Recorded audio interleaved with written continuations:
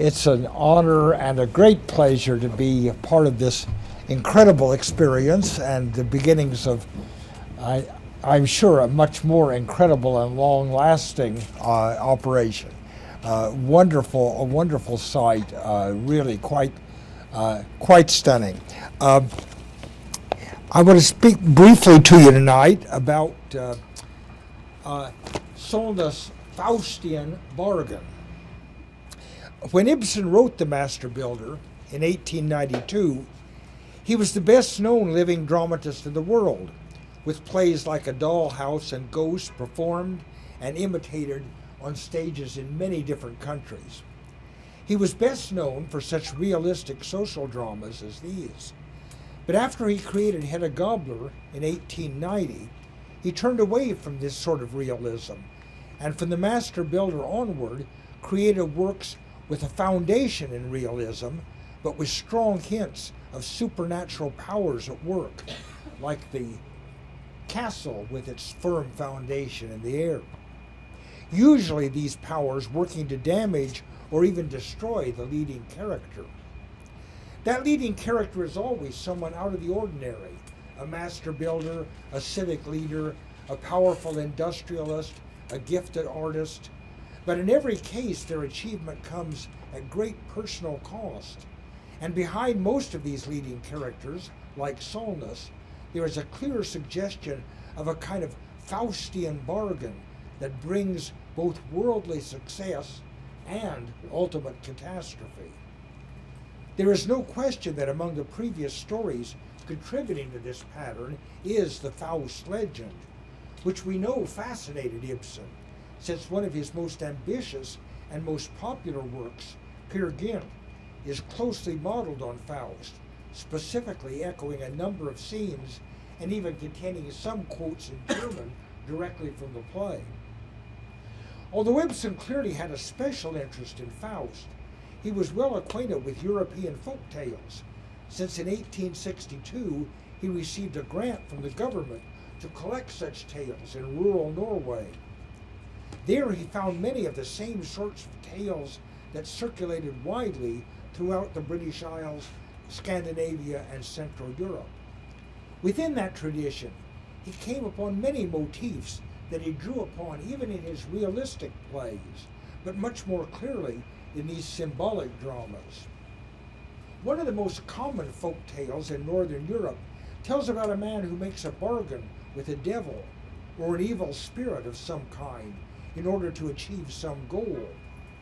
The most familiar such story is that of the German Dr. Faust, who in almost all versions of the story is given a variety of powers, but eventually is carried off to punishment by the devil who has served him.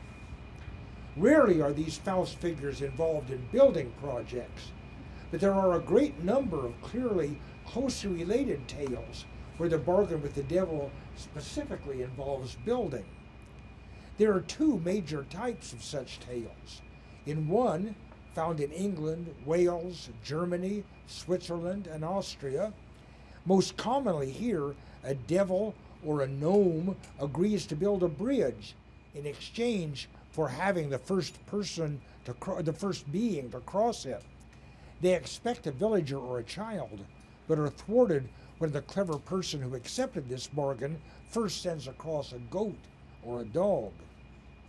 Much more common in Scandinavia, and much closer to Ibsen geographically and thematically, are other tales in which the bargain concerns the devil or troll miraculously helping a mortal to build a church. Most commonly, the bargain is that unless the person who asks for the church learns the devil's secret name, he must sacrifice his eyes, or perhaps one of his children.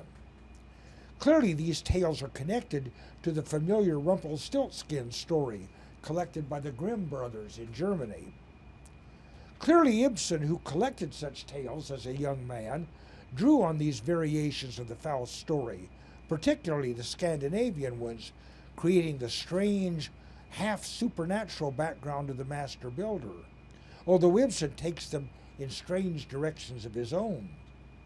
Solness reveals to Hilda that his success as a master builder was due to a distinctly Faustian bargain But it is not at all clear in Ibsen whether this bargain was with God, the devil, or some other, perhaps pagan, supernatural force.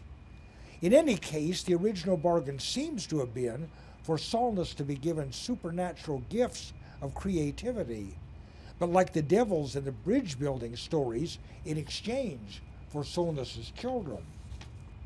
Although Solness continues to profit professionally from this Faustian bargain, even after his decision to build no more churches, he and his wife Aline continue to pay with the loss of their children and their personal estrangement and suffering the price of this bargain. In terms of relationship to the Faust legend, it is worth noting that the bargain not only involves the bestowing of creativity, but also the ability to attract desirable potential sexual partners. Solness' power over Kaya, his bookkeeper, for which no rational reason is provided, is clearly closer to the audience and to the characters in this play, and even more centrally, Hilda makes little attempt to hide her almost obsessive pursuit of him. The relationship between Solness and Hilda is, of course, an enormously complicated one, but at least on one level, she operates in this play like Helen of Troy in Marlowe's play Dr. Faustus, a figure that arises out of his bargain as both a fulfillment of his desire and a contributor to his destruction. In a speech of cruel ambiguity, Marlowe's Faustus, after gaining a kiss from Helen, cries out, "Her lips suck forth my soul," which of course is almost literally the case. Ibsen's use of Hilda as the instrument of Solness' destruction suggests another variation of the Faust legend, popular in Germany and Austria. This is the story of Hans Puchsbaum, a mason who fell in love with Maria, the beautiful daughter of the master builder Hans von Brockwitz, a famous builder of cathedrals. Brockwitz told Puchsbaum that he could marry Maria if the apprentice could build the south tower of an unfinished cathedral more quickly than the master builder completed the north tower. The devil then appeared to the apprentice and told him he would help him win if the apprentice never mentioned the name of God or any of his saints during the building. When the tower was near completion and the apprentice had remained totally silent, the wily devil assumed the shape of his lover Maria and walked across the square underneath the church. The apprentice, forgetting his oath, called out her name, Maria. Immediately, the scaffolding gave way beneath him and he plunged to his death, a situation strikingly similar to the end of Ibsen's play. There is already an ambiguity in many of these tales about why the devil becomes involved in church building in the first place, and Ibsen builds on this ambiguity by making it unclear whether the figure Solness wrestles with, if there is such a figure, and rejects on the church tower in Lysanger, is in fact a demon, a devil, Satan, or God. Somebody, who is angry at the master builder's refusal to build any more churches. It is in Peer Gynt, as I have noted, that Ibsen's fascination with folk stories and the often cruel and ambiguous half-real world of these stories is most apparent. It is also the case that of all of Ibsen's plays, Peer Gynt most closely echoes Faust. Nevertheless, ripples from folk literature in general, and Faust in particular, spread out from Ibsen's early epic to plays throughout the rest of his career, becoming particularly noticeable in the plays from the master builder onward, where hints of the supernatural continually bubble to the surface.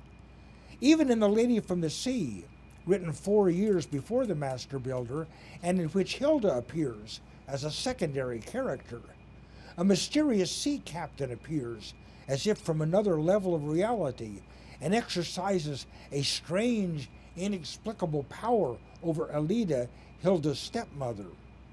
Her father confesses to a friend that he is unable to decide whether the universe possesses such inexplicable elements or not. For Solness there is no doubt, but the audience is left to wonder, like Hilda's father, just what reality these figures possess. Real, supernatural, or possessed by some mysterious force. These figures in Ibsen's late plays always appear like the devil come to collect his debt, and their appearance is always the herald of doom for someone. With the help of her husband, Elida, Hilda's stepmother, manages to get rid of her demon, but she is really the only Ibsen protagonist to do so. Like the unhappy apprentice mason in the German folktale, Solness is called to his death by a demonic lure from below. The unloved child in Little Eyolf, Ibsen's next play, is lured to his death by the strange rat wife, a figure clearly based on the Pied Piper legends. Rubeck, the protagonist of Ibsen's final play, is also lured up into the mountains and an avalanche by the mysterious Irene, once his mistress and model, now a figure more ghostly than human. All of the late Ibsen figures, in some sense, sell their soul, often represented by Ibsen as their capacity to enter into a real loving relationship. In order to, and they do this in order to achieve worldly success. And as in the folk tales, this deal with the devil or with some malevolent creature always must be paid at the end by the loss of life, love, and soul as well. Thank you.